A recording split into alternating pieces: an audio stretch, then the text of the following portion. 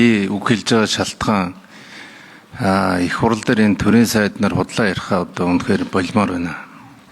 Инхээр өндөө нэг жилийн хугацаанд Монгол улсын эдийн засгийг тэлэх тухай нэг ажил хийсэнгүй шүү дээ. Засгийн газар. Чи бол засгийн газартай илүү шүүмжлэлтэй хандах хэрэгтэй шүү дээ.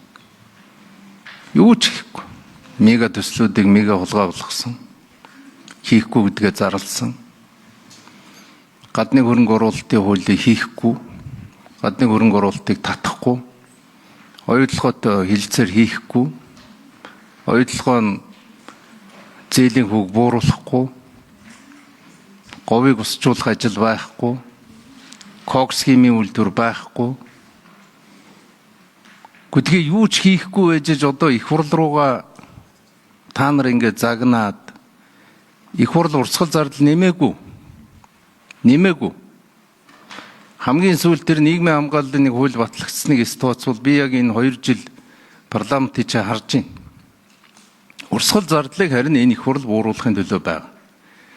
Дэлгэр сайхан одоо тэр төсвийн тогтвортой байдлын хуулинд өөрчлөлт оруулах энэ төрөйд одоо болиул л та. Болохгүй шүү дээ. Төсвийн тогтвортой байдлын хууль чинь энэ эрдэс баялаг дээр явж байгаа эдийн засгийг хязгаарлах ганц бичиг баримтчин юм байлаа шүү дээ. Тийм учраас та хэдийг бас нэг ингээд томлоод шийдэмгий байгаад энэ эрдэс баялагын эдийн засаг гэдэг чинь өөрөө их сул дорой эдийн засаг байхгүй та. Тийм л учраас тийм хууль батлагдж байгаа шүү дээ. Тэгэхээр би зүгээр энэ ирж байгаа инфляцийн хариу үйлдэл болвол нөөтийн буцаа олголт. Гарцаа байхгүй. Өөрөөр бид нар ард түмнээ мөнгөжүүлэх боломжгүй.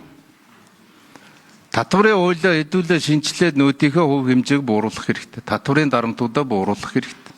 Өөр хувийн хвшлийн дэмжлэг гэж байхгүй. Одоо худлаа ярихаа болох хэрэгтэй. Хувийн хвшлийг дэмжих ганцхан арга байгаа шүү дээ. Тэр татвар хураамж юмыг бууруулж өгвөл дэмжлэг болно. Тэгэхээр одоо засгийн газар дөрвтөө бодлогоо зарлаа. За мега төсөл хийхгүй гэсэн. Тэгвэл одоо юу хийх юм? Тэрийг нин үгүй хэлэлт. Яагаад хэлэхгүй? Гадаадын хөрөнгө оруулалтын хууль гэдэг юмыг ер нь янзлах бодлого байна уу? Хөрөнгө оруулалт татах юм уу? Тэрийг хэлэлт. Оюу толгоон тэр зээлийн хүүгээ чиг бууруулах юм уу? Риото хилцээрт орох юм уу, орохгүй юм? Рио Тинто гэдэг нэг мангас гараад ирсэн. Гадаад өрийн дарамтыг улам нэмэгдүүлэх хандлага бариад идэг ийм зүйл байна. Энэ бондуудыг хямдруулах гадаад их үйлсвэр татах дээр ажиллах юм уу, ажиллахгүй? Ерөөсөө ирээдүйд ирэх төсвийн хамгийн том дарамт чинь энэ бонд байгаад шүү дээ. Гадаад бонд байгаад шүү дээ. Тэгээ сүүлийн 3-4 жил энэ гадаад бондыг хязгаарлаад явъя гэдэг ийм бодлого явж байгаа. Нөгөө талдаа энэ бондыг солих арга ухаанаа олохгүй юм. Тэгээ сангийн сайд нь хөнгөлтөө зээл байхгүй болж байгаа гэдээ яриад байгаа. За тэр нефтийн үйлдвэр гэдэг зүйлийг чинь их хурлын гишүүд оруулж ирсэн шүү. Засгийн газар оруулж ирсэн юм шиг худлаа ярихаа болоорой. Өргөн барьсан гишүүн нь алтан шагаа гишүүн шүү. Тэгээ гадаад зээлгийг ашиглалтыг сайжруулах худлаа нэртэй хууль шүү дээ. Нэр нь худлаа. Хамгийн гол нь тэр газрын тусны үйлдвэрийн чинь мафиан байна гэж энэ их хурл үзээд байгаа шүү дээ.